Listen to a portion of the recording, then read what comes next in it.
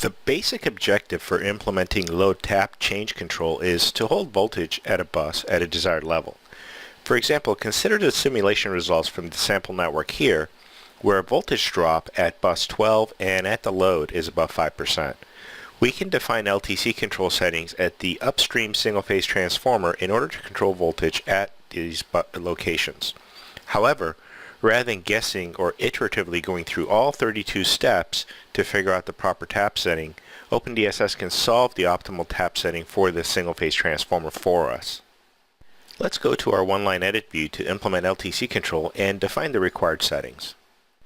From the third panel, we will need to turn on the LTC feature, and then we'll need to select the bus we wish to control voltage at.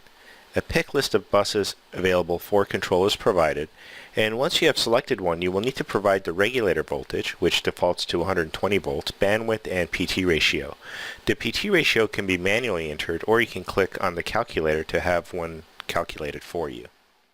The bandwidth value is essentially a range of voltage which is acceptable and can be considered in band, and this is necessary due to the step change nature of the LTC output. This value is expressed in volts on the 120 volt base, and one half of the bandwidth is allowed for above and one half for below the voltage level settings.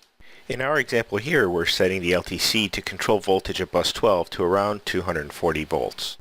Let's click Save and notice how the transformer symbol now has changed to indicate LTC control capability.